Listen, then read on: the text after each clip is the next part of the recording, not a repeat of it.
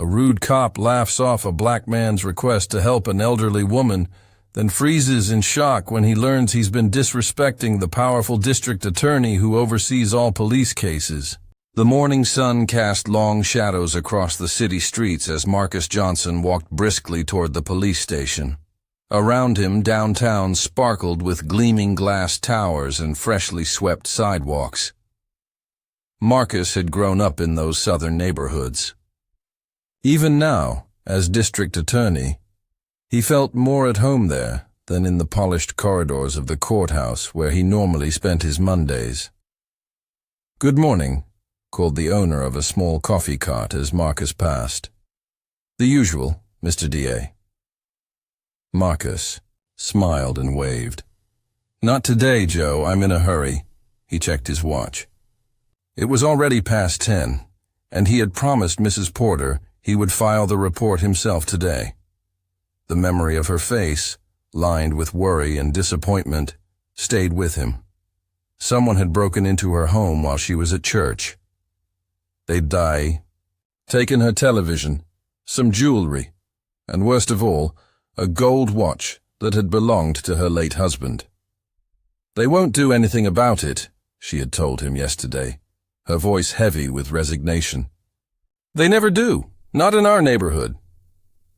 "They will this time," Marcus had promised, squeezing her weathered hand. "I'll make sure of it." Now, approaching the police station's wide concrete steps, he realized he was still dressed in jeans and a t-shirt from his volunteer work. He hadn't planned to come here today. His schedule had been packed with meetings and court appearances, but Mrs. Porter's case couldn't wait. The precinct buzzed with activity. Phones rang constantly, and officers moved quickly between desks. The air smelled of coffee and floor cleaner. Marcus stood in line at the front desk, shifting his weight from one foot to another. Around him, people waited with tight expressions, some angry, others afraid. Officer Trevor Reynolds sat behind the desk, his broad shoulders straining against his uniform. He barely looked up as he processed each person, his movements efficient but cold. Marcus had encountered Reynolds before in court.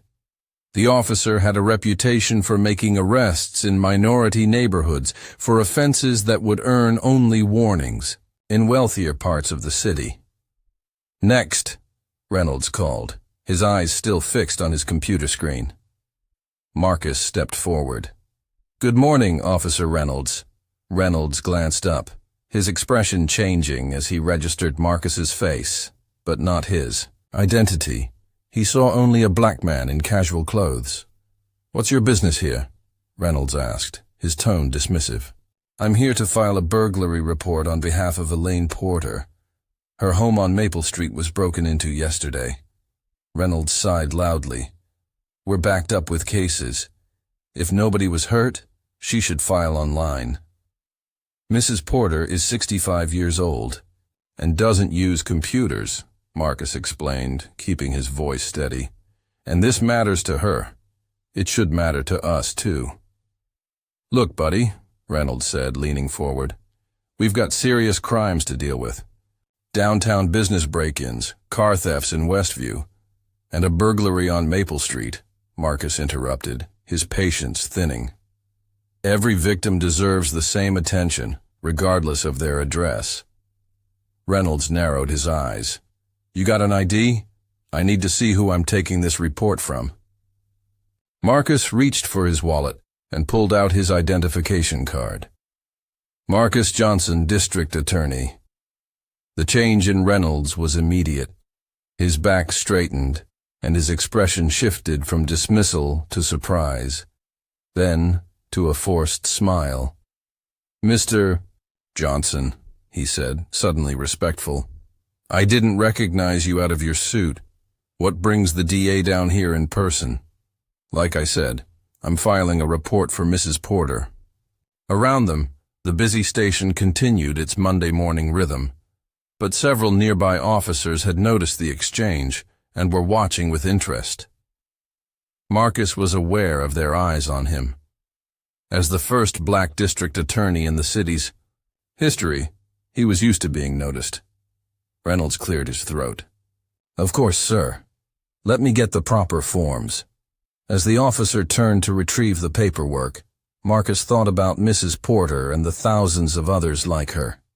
People who had learned to expect little from a system that was supposed to protect everyone equally. People who had watched their reports disappear into file cabinets, their cases deemed low priority. Marcus had promised to change that when he took office 6 months ago. Standing at the front desk in his volunteer clothes, he was reminded of why that promise mattered so much. The system worked differently depending on who you were, where you lived, and, too often, the color of your skin. Today, Mrs. Porter would get the attention she deserved because the district attorney was filing her report. But Marcus couldn't personally handle every case. Real change would require something deeper, something that would make Officer Reynolds look past his biases to see every person who approached his desk as worthy of equal protection under the law. Reynolds returned with the forms, his manner now overly helpful. "Here you go, sir. If you'd like a private space to complete these, I can arrange that." "No need," Marcus replied, taking the clipboard. "I'll do it right here." Marcus took the clipboard and began filling out the burglary report for Mrs. Porter. The form asked for basic information: name, address, date of birth. His pen moved quickly across the paper as the sounds of the busy police station continued around him. "I need to speak to someone right now." The loud voice caught Marcus's attention. He looked up to see a well-dressed white woman in her 40s, her blonde hair pulled back in a neat ponytail. She had walked straight to the front of the line, ignoring the other waiting citizens. "My car was scratched in the Riverfront Mall parking lot," she said to Officer Reynolds. "I have an important meeting in an hour." Reynolds immediately stood up.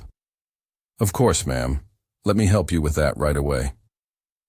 Marcus watched as Reynolds guided the woman to a nearby desk, offering her coffee before taking her statement. The people who had been waiting in line shifted uncomfortably, but said nothing. An elderly Hispanic man at the front of the line simply stared at his shoes. 10 minutes passed before Reynolds returned to the desk. He called forward 3 more people, all white, before turning his attention back to Marcus, who had completed the forms and was waiting patiently. "Still here?" Reynolds asked, as if surprised. "Yes, officer. I've completed the report for Mrs. Porter." Reynolds took the clipboard without looking at it and placed it in a stack of papers at the corner of his desk. "We'll get to it when we can." "I believe burglary reports require immediate processing," Marcus said calmly. "And a case number should be assigned right away." Reynolds narrowed his eyes. "You sure know a lot about police procedure." "It's my job to know," Marcus replied. "Right. The district attorney." Reynolds sighed loudly. "Fine." He picked up the clipboard and glanced at the form, his eyes barely scanning the details Marcus had carefully written. "Maple Street. That's the east side, right?" "Not surprised. Those neighborhoods are always having break-ins." Marcus felt his jaw tighten. "What exactly do you mean by those neighborhoods, Officer Reynolds?" Reynolds shrugged. "Just stating facts. High crime areas have more crime. Nothing personal." "Mrs. Porter has lived in her home for 40 years, Marcus said. "This is the first time she's been robbed. And she deserves the same attention as anyone else who comes through that door." Sure, Reynolds said dismissively. "But you know how it is. We've got limited resources. We have to focus on areas where we can make the biggest difference." Memory flashed through Marcus's mind. He was 16, walking home from the library when a police car pulled up beside him.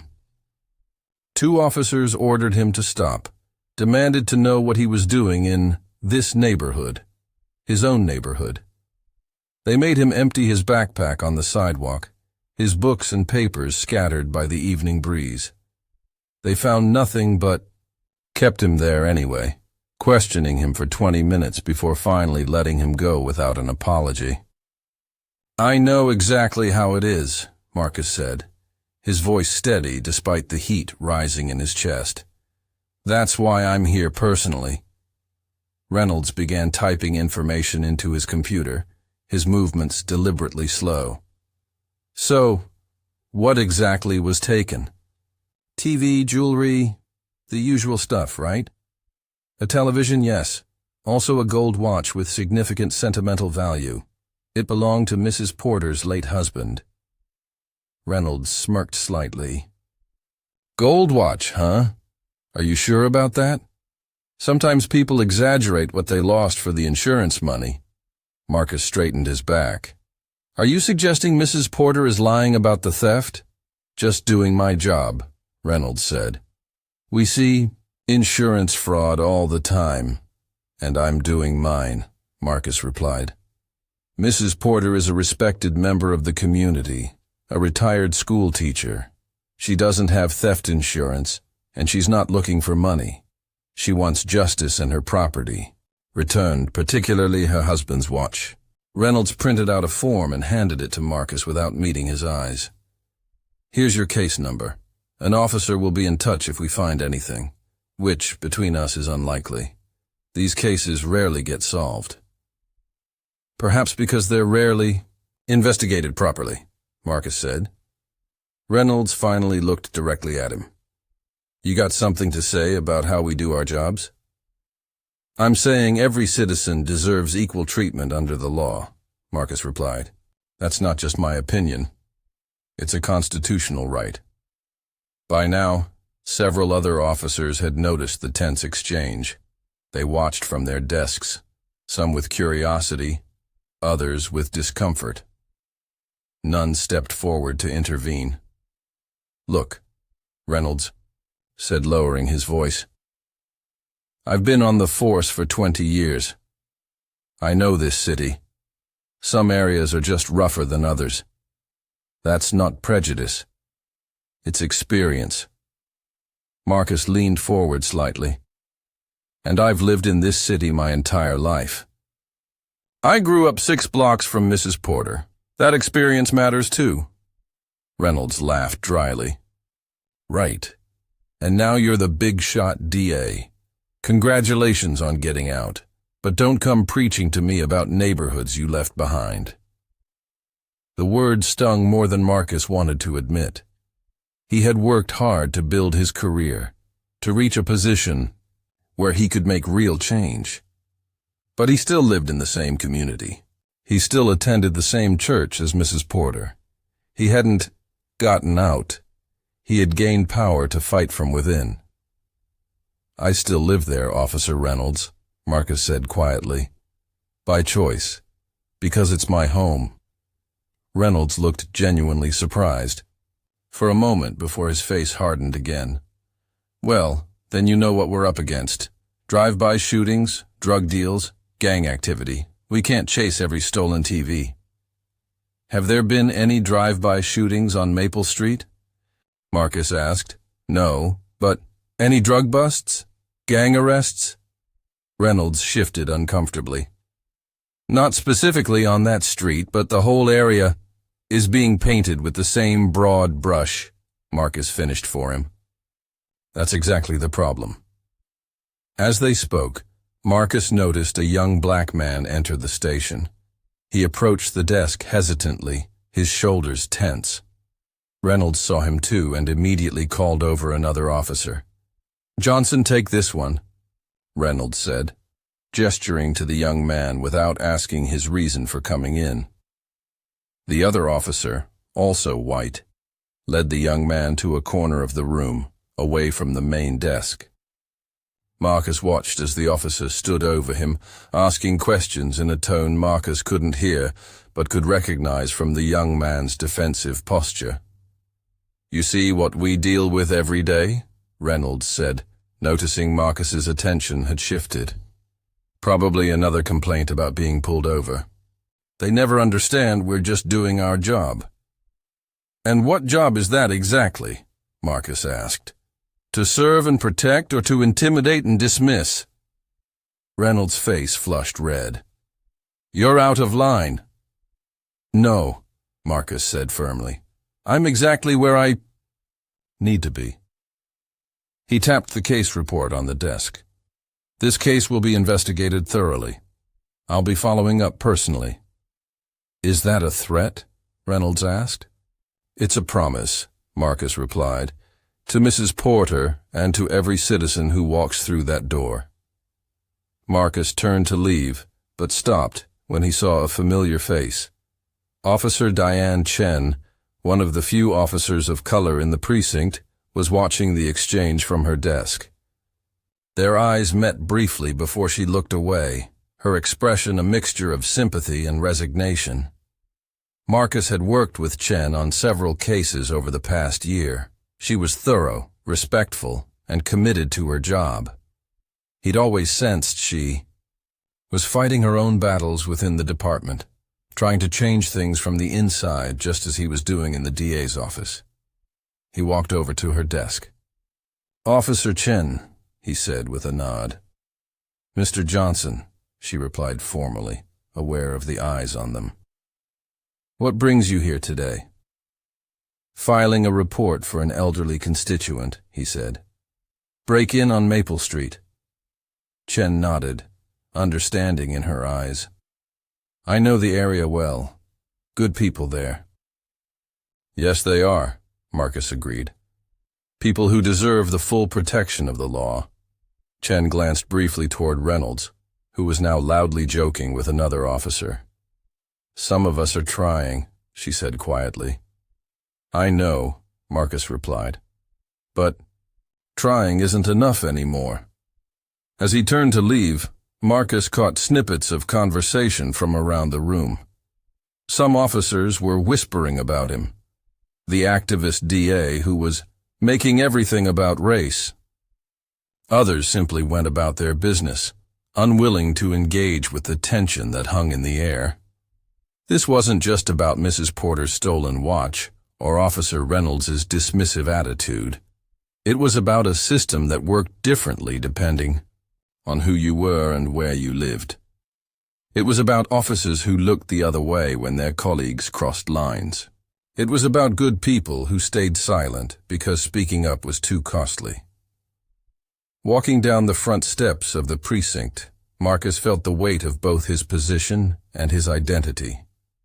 As district attorney, he had power that the 16-year-old Marcus, standing humiliated on the sidewalk with his school books scattered around him, could never have imagined.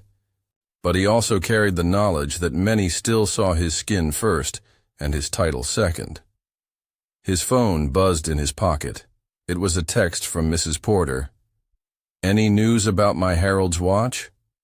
Marcus paused on the steps, the morning sun now high overhead. The case number paper felt heavy in his hand. "Filed the report," he texted back. "I promise we'll find it." As he put his phone away, Marcus made another promise to himself. This wasn't just about one burglary or one biased officer. It was about changing a system that had failed people like Mrs. Porter for too long. And change, he knew, often started with a single case, a single confrontation, a single moment when someone finally said, "Enough." Marcus was about to leave the precinct when the phone on Reynolds' desk rang. The officer picked it up with a bored expression. "5th Precinct, Officer Reynolds speaking." He paused, listening. His eyes flicked toward Marcus, who had stopped at the sound of his name. "No, there's no district attorney here. Just some guy filing a report." Another pause. "What?" "Oh." Reynolds' face changed. The color drained from his cheeks as he looked at Marcus again, this time with dawning recognition. "Yes, sir. Right away, sir." Reynolds held out the phone, his hand slightly shaking. "It's for you, the police chief." Marcus took the phone, aware that the busy sounds of the precinct had suddenly quieted. Several officers had stopped what they were doing to watch. "This is Marcus Johnson," he said calmly. "District Attorney Johnson." The chief's voice boomed loud enough that those nearby could hear. "I was told you were at the 5th precinct. Is everything all right?" "Yes, Chief Williams. I'm just filing a report for a constituent." "Personally? You should have called me." "I would have sent someone to take the report to your office." "That wasn't necessary," Marcus replied. "Mrs. Porter's case deserves the same process as any other." He glanced at Reynolds, who was now standing awkwardly beside his own desk, his earlier confidence gone. "Well, I hope my officers are giving you their full cooperation," the chief said. "We're working through it," Marcus answered, his eyes still on Reynolds. After a few more pleasantries, Marcus ended the call and handed the phone back to Reynolds. The silence in the precinct was thick enough to cut with a knife. Reynolds cleared his throat. "Mr. Johnson, I didn't realize. It's District Attorney Johnson," Marcus corrected him quietly. "Yes, sir. District Attorney Johnson." Reynolds straightened his uniform nervously. "If I had known who you were, you would have treated me differently," Marcus finished for him. "That's exactly the problem." Around them, officers pretended to return to their work, but their attention remained fixed on the exchange. Officer Chen had moved closer, her expression unreadable. Reynolds lowered his voice. "Sir, about Mrs. Porter's case, I can assign our best detective right away. We'll make it a priority." Marcus felt a flash of satisfaction at Reynolds's sudden change in attitude, but it quickly faded. This wasn't about winning a power struggle. It was about something much more important. "Every case should be a priority, Officer Reynolds," he said. "Not just the ones involving people with titles." Reynolds glanced around nervously, clearly aware of how many eyes were on them. "Perhaps we should continue this conversation somewhere more private." Marcus nodded. "Lead the way." Reynolds guided him to a small conference room down the hall. The space was plain, a rectangular table surrounded by chairs, with fluorescent lights buzzing overhead. A coffee maker sat in the corner, half full with liquid that looked hours old. Marcus took a seat as Reynolds closed the door behind them. The officer remained standing, shifting his weight from one foot to the other. "I want to apologize for the misunderstanding," Reynolds began. "There was no misunderstanding," Marcus interrupted.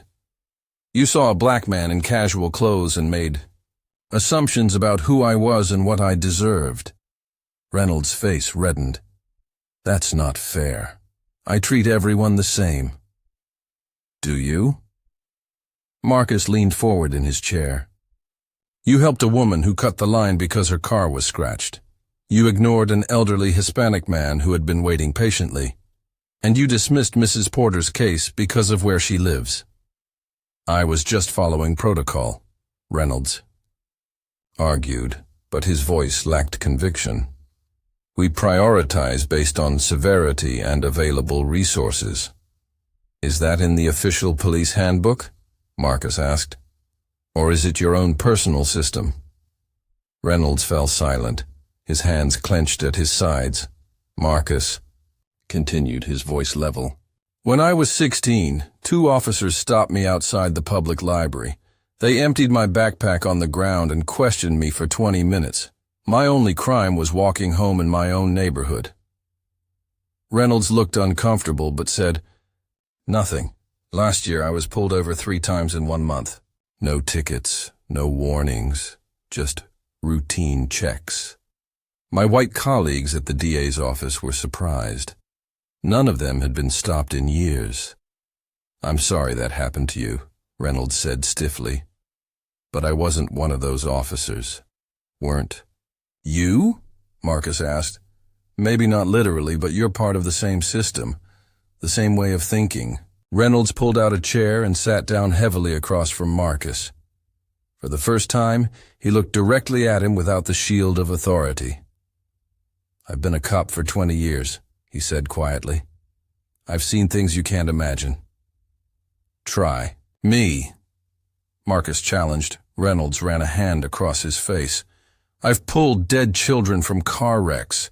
I've told parents their kids aren't coming home. I've been shot at. I've watched partners die." His voice grew stronger. "So, yeah, maybe I'm not always as polite as I should be. This job changes you." "I understand that," Marcus said. "My job changes me too. Every time I have to explain to a victim why their attacker got a plea deal instead of prison time. Every time I see someone go free because the evidence wasn't collected properly." He leaned forward. "But your experiences don't give you the right to decide who deserves justice and who doesn't.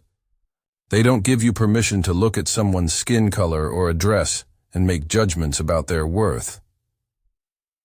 Reynolds started to speak, but stopped himself. For a moment, the only sound in the room was the hum of the fluorescent lights. "What do you want from me?" he finally asked. It was a genuine question, without the defensiveness from earlier. Marcus considered it carefully. "I want you to see the people who come through those doors as people," he said simply, "not as stereotypes or statistics. I want you to question your first reactions, especially when they're based on race or neighborhood." Marcus stood up and walked to the coffee machine, pouring 2 cups of the old brew. He set one in front of Reynolds and kept the other for himself. "Mrs. Porter worked as a teacher for 35 years, he continued. "She taught me in 5th grade.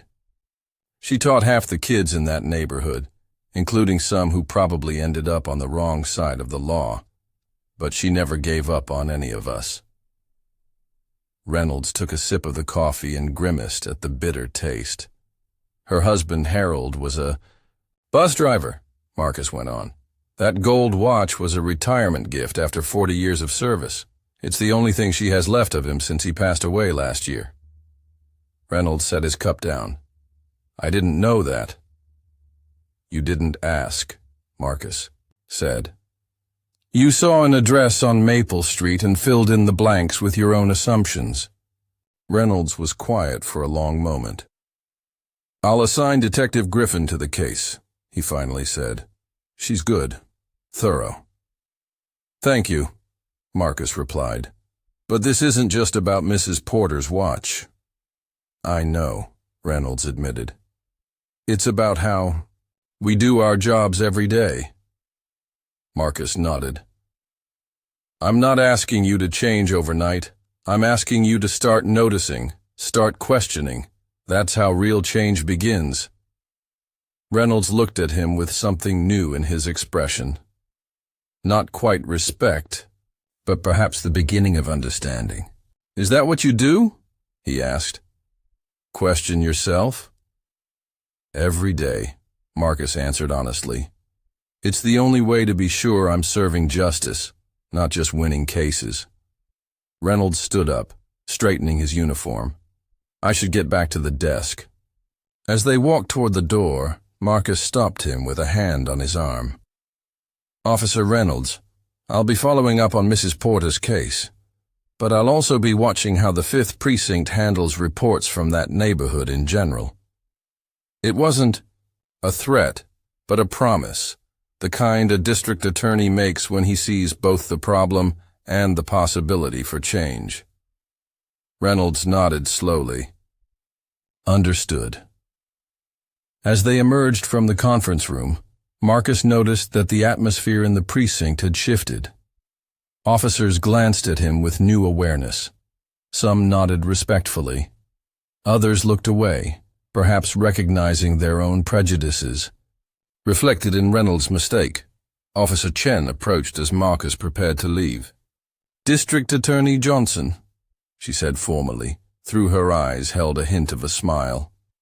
"I've assigned myself as liaison to Mrs. Porter's case. I'll make sure you receive daily updates."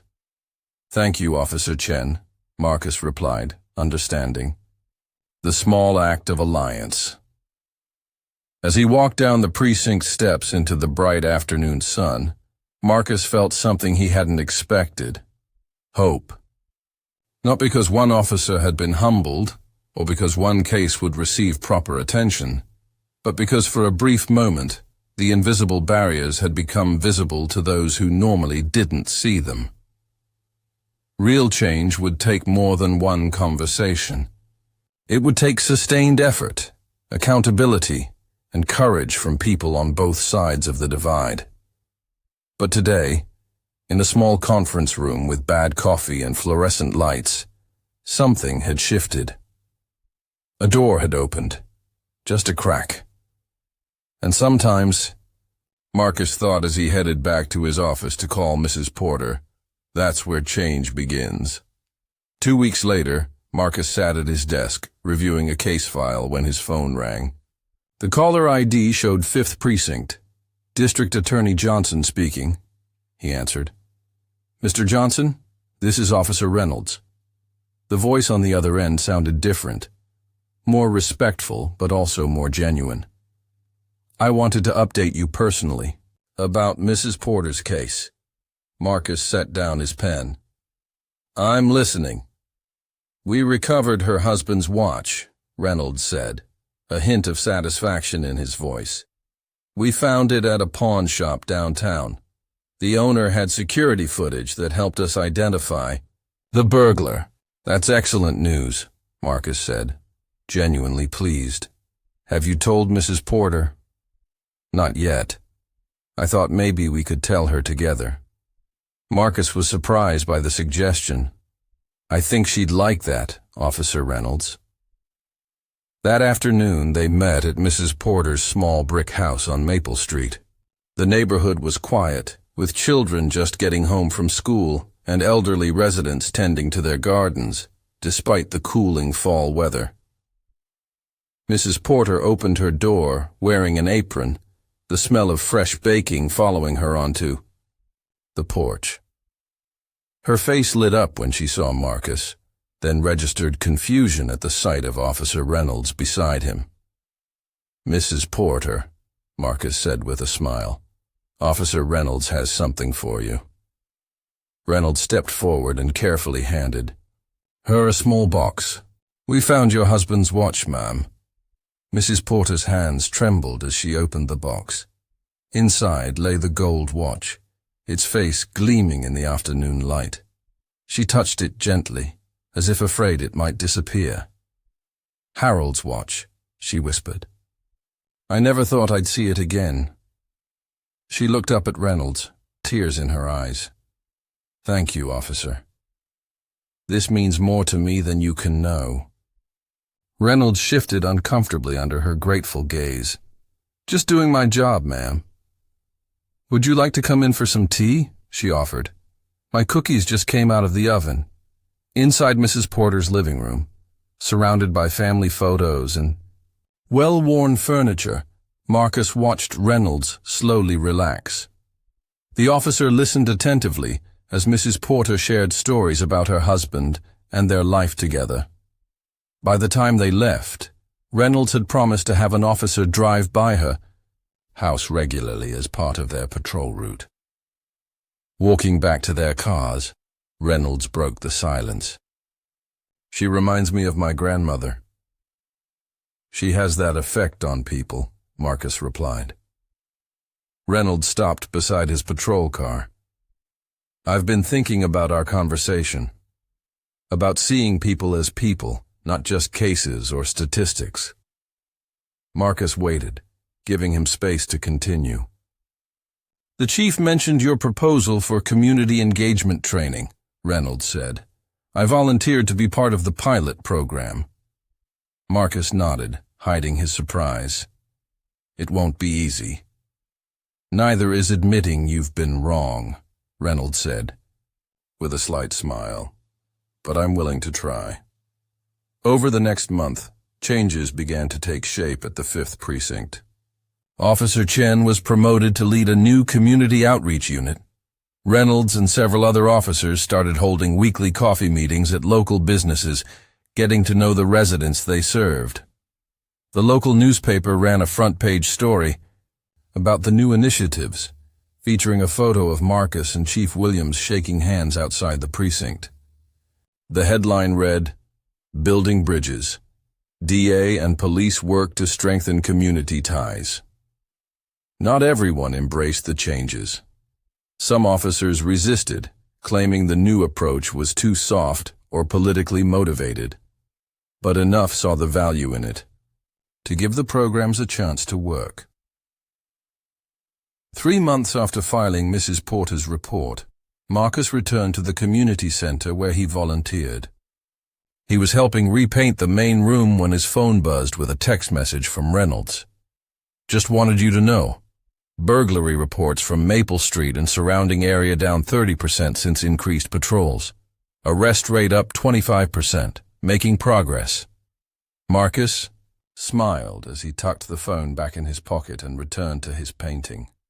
A college student volunteering beside him glanced over curiously. "Important DA business?" she asked. Marcus dipped his brush in the paint can. "Just a colleague sharing some good news." "It's cool that you still come here," she said. "My mom says when people get important jobs, they usually forget where they came from." "The title changes," Marcus replied, "but the person shouldn't." Later, that evening, Marcus drove through his neighborhood on his way home. He passed Mrs. Porter's house and saw her sitting on her porch swing, her husband's gold watch now hanging in a small frame beside her door. She waved as he drove by. At the corner, a patrol car was parked beneath a streetlight. Officer Reynolds sat inside, not lurking suspiciously as officers once did in this neighborhood, but openly present, a visible reminder of protection rather than threat.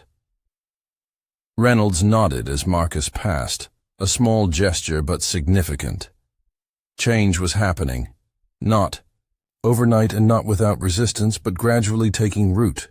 It had started with one case, one confrontation, one moment of seeing beyond assumptions to the person underneath. Marcus thought about the day he had walked into the precinct in his volunteer clothes, feeling the familiar sting of prejudice. He had used his title to open a door, but it was his character that had begun to build a bridge. True authority, he realized, came not from a position or a title, but from the ability to stand firm in your principles while still reaching out to others. Real change requires both accountability and opportunity for growth. As he pulled into his driveway, Marcus glanced at his own wristwatch. Nothing fancy, just a gift from his parents when he graduated law school. The inscription on the back read, "Remember who you are. Every day, in every interaction." That's exactly what he tried to do. And now, perhaps, he had helped someone else begin to see more clearly, too, not just who Marcus was, but who they themselves could choose to become.